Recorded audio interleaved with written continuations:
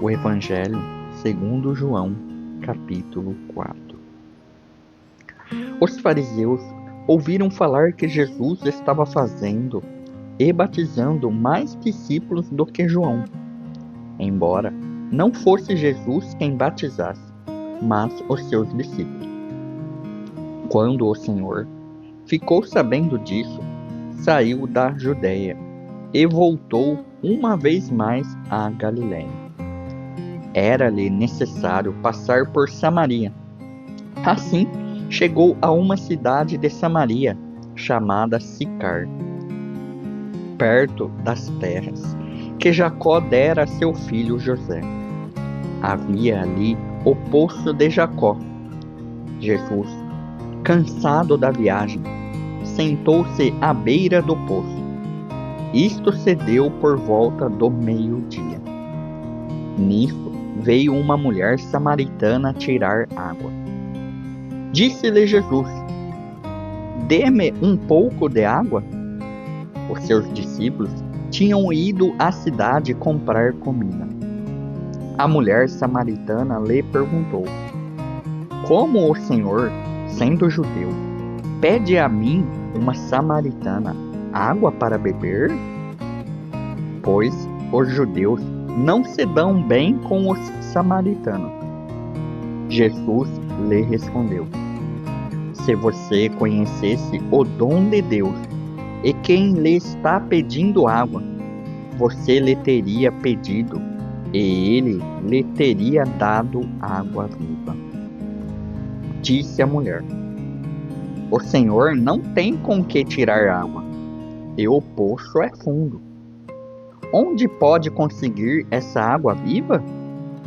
Acaso o Senhor é maior do que o nosso pai Jacó, que nos deu o poço, do qual ele mesmo bebeu, bem como seus filhos e seu gado?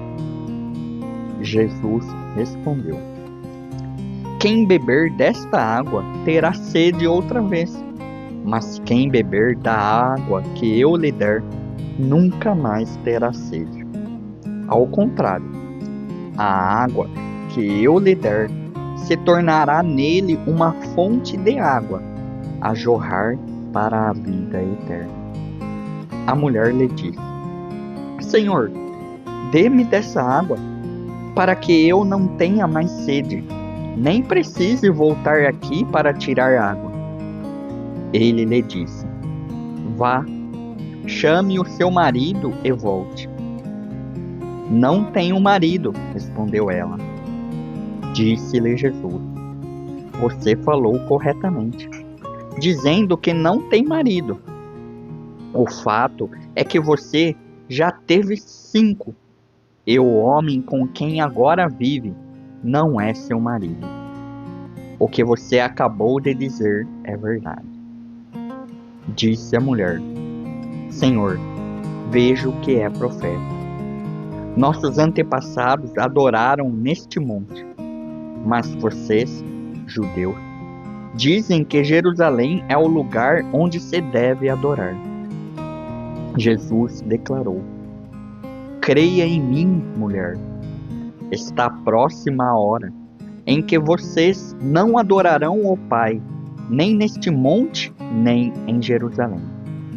Vocês, samaritanos, adoram o que não conhecem.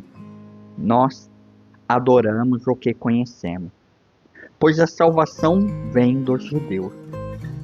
No entanto, está chegando a hora, e de fato já chegou, em que os verdadeiros adoradores adorarão o Pai em espírito e em verdade. São estes os adoradores que o Pai procura.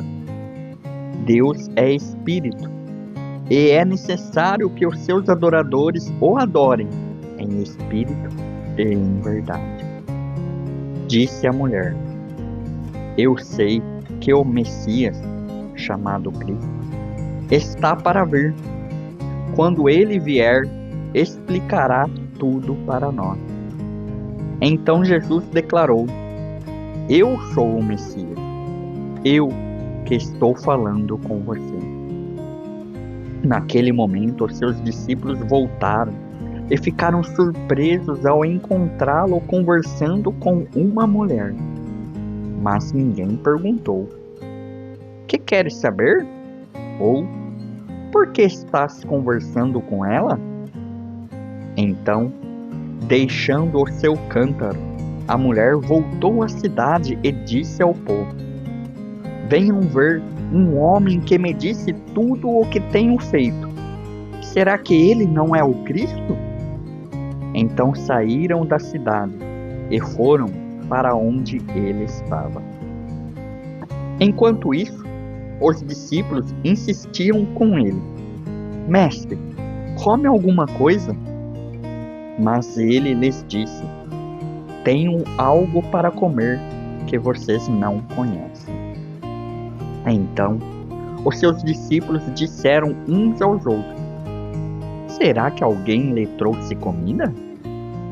Disse Jesus: "A minha comida é fazer a vontade daquele que me enviou e concluir a sua obra. Vocês não dizem: daqui a 4 meses haverá a colheita? Eu lhes digo: abram os olhos e vejam os campos.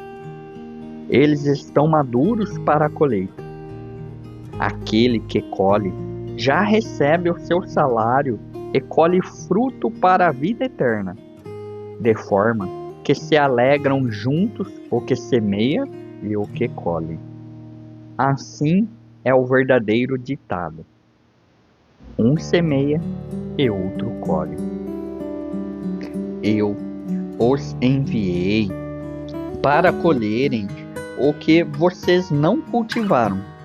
Outros realizaram o trabalho árduo e vocês vieram a usufruir do trabalho deles." Muitos samaritanos daquela cidade creram nele por causa do seguinte testemunho dado pela mulher: "Ele me disse tudo o que tenho feito." Assim, quando se aproximaram dele, os samaritanos insistiram em que ficasse com eles, e ele ficou 2 dias. E por causa da sua palavra, muitos outros creram. E disseram à mulher: "Agora cremos, não somente por causa do que você disse, pois nós mesmos o ouvimos, e sabemos que este é realmente o Salvador do mundo." Depois daqueles 2 dias, ele partiu para a Galiléia. O próprio Jesus tinha afirmado que nenhum profeta tem honra em sua própria terra. Quando chegou a Galiléia, os galileus deram-lhe boas-vindas. Eles tinham visto tudo o que ele fizera em Jerusalém, por ocasião da festa da Páscoa, pois também haviam estado lá. Mais uma vez, ele visitou Caná da Galiléia, onde tinha transformado água em vinho. E havia ali um oficial do rei, cujo filho estava doente em Cafarnaum. Quando ele ouviu falar que Jesus tinha chegado à Galiléia, vindo da Judéia, procurou-o e suplicou-lhe que fosse curar seu filho, que estava à beira da morte. Disse-lhe Jesus: "Se vocês não virem sinais e maravilhas, nunca crerão." O oficial do rei disse: "Senhor, vem antes que o meu filho morra." Jesus respondeu: "Pode ir, o seu filho continuará vivo." O homem confiou na palavra de Jesus e partiu. Estando ele ainda a caminho, seus servos vieram ao seu encontro com notícias de que o menino estava vivo. Quando perguntou a que horas o seu filho tinha melhorado, eles lhe disseram: "A febre o deixou ontem, à 1 da tarde." Então, o pai constatou que aquela fora exatamente a hora em que Jesus lhe dissera: "O seu filho continuará vivo." Assim, creram ele e todos os de sua casa. Esse foi o segundo sinal miraculoso que Jesus realizou, depois que veio da Judéia para a Galiléia. Pensamentos para a devoção. O cristão deve aprender a conversar com pessoas não convertidas sobre o tema da salvação, como Cristo faz com tanta ternura aqui, com sabedoria. Cristo começou a conversar sobre coisas físicas e visíveis, mas as usou como ponte para o dom de Deus e a nossa necessidade espiritual. Em nossa pregação e na evangelização, devemos tentar convencer os ouvintes de que eles pecaram contra Deus. A consciência do pecador é amiga do pregador. No entanto, um senso de pecado não ajuda ninguém sem o conhecimento do Salvador do mundo. Onde você mais se reconhece neste capítulo? Na mulher confrontada, convencida ou convertida? A adoração é inaceitável a Deus, a não ser que aconteça em espírito e em verdade. Isso significa que o adorador precisa ter renascido espiritualmente e estar caminhando no espírito, e que o conteúdo e a forma da adoração oferecida sejam de acordo com a palavra de Deus. Quais são alguns exemplos de adoração que não são feitos em espírito? Quais são exemplos de adoração não oferecida em verdade? Amém.